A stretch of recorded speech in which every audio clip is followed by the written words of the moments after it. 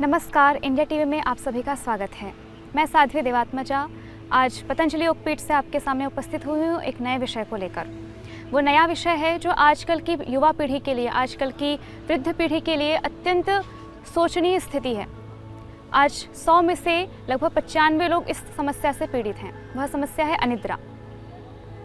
अनिद्रा अर्थात नींद ना आना, जो रात में आपका नींद का समय है। जिस समय ईश्वर ने मनुष्य को सोने के लिए बनाया है उस समय मनुष्य सो नहीं पाता है। ऐसे क्या कारण हैं जिनसे मनुष्य सो नहीं पाता है, वो अनिद्रा का शिकार है। यह अनिद्रा क्यों है, इसके होने के क्या क्या कारण हैं और इसका कैसे निवारण कर सकते हैं, आज हम जानेंगे योग और आयुर्वेद के द्वारा, आसनों के द्वारा, प्राणायाम के द्वारा। कुछ दिनचर्या पर हम फोकस करते हुए आगे बढ़ेंगे। तो हम आते हैं कि अनिद्रा किन किन कारणों से होती है। क्या कारण है कि आपको अनिद्रा से पीड़ित हो जाते हैं आप, क्या कारण है कि आपको अनिद्रा आती है, नींद नहीं आती है। तो सबसे पहला कारण है ये है कि सामान्य नींद वह होती है जिसमें आपकी जितनी भी सेंस हैं, आपकी जितनी भी ज्ञानेंद्रियाँ और कर्मेंद्रियाँ। ज्ञानेंद्रियाँ होती हैं आपकी 5 जिनसे आप ज्ञान करते हैं। चक्षु, श्रोत्र, घ्राण, रसक, त्वक। चक्षु अर्थात आँखें, श्रोत्र अर्थात कान, घ्राण अर्थात नासिका, चक्षु, श्रोत्र, घ्राण, रस अर्थात रसना जिह्वा, और त्वक अर्थात त्वचा, जिससे आप महसूस करते हैं चीज़ों को।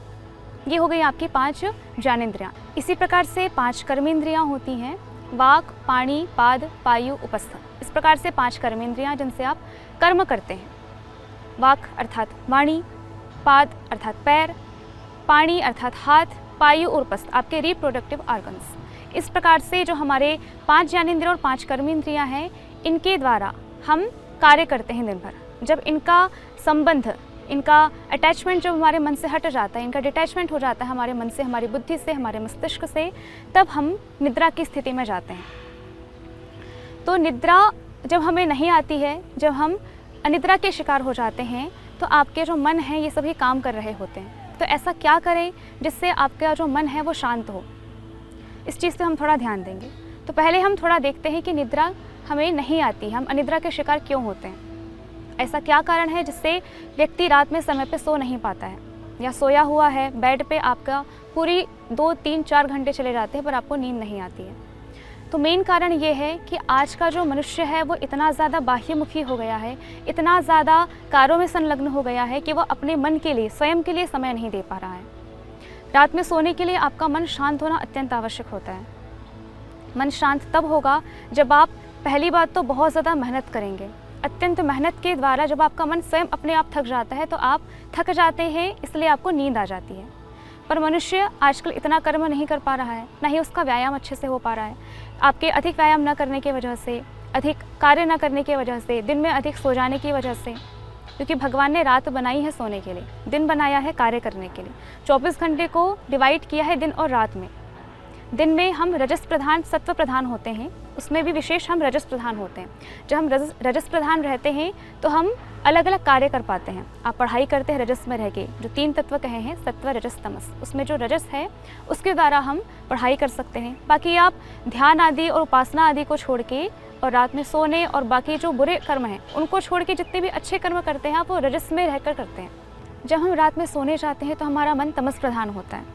तमस प्रधान होने की वजह से ही हम सो पाते हैं। यदि हमारा मन रजस अथवा सत्व में यदि रहेगा तो हम सो ही नहीं पाएंगे।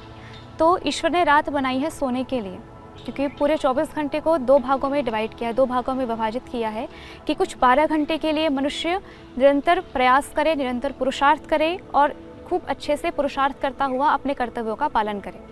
उसके बाद 12 घंटे के लिए उसने विश्राम के लिए, ईश्वर ने विश्राम के लिए हमें समय दिया है कि उसमें मनुष्य तमस और कफ आदि से ग्रसित होता है।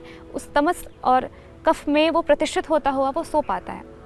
इसलिए जो मनुष्य सही प्रकार से सो नहीं पा रहे हैं, यदि वो अनिद्रा के शिकार हैं, तो वो अपना रूटीन बहुत सही तरीके से करें, क्योंकि योग और आयुर्वेद में विशेष होता है दिनचर्या। आप किस प्रकार दिनचर्या का पालन कर रहे हैं। यदि आपकी दिनचर्या सही नहीं है तो आप कितना ही कर लें, आप कितना ही योग कर लें, कितना ही प्राणायाम कर लें, कितना ही अलग अलग प्रकार से आप कोई भी उपाय अपना लें, पर आपकी दिनचर्या सही नहीं है तो आप कुछ नहीं कर पाएंगे।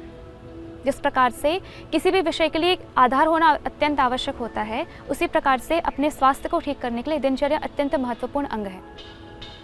तो दिनचर्या आपकी सही प्रकार से प्रारंभ हो, इसलिए जो आपकी रात्रिचर्या अर्थात जो रात में आपकी जो चर्या होती है, जो भी आप कर्म करते हैं, जो भी आपका कर्तव्य कर्म है उस समय, वो है निद्रा।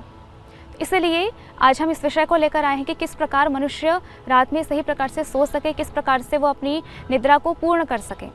जैसे एक सामान्य मनुष्य के लिए कि वो यदि रात में सो रहा है तो समय जो है आपका सोने का वो 10 बजे से होना चाहिए।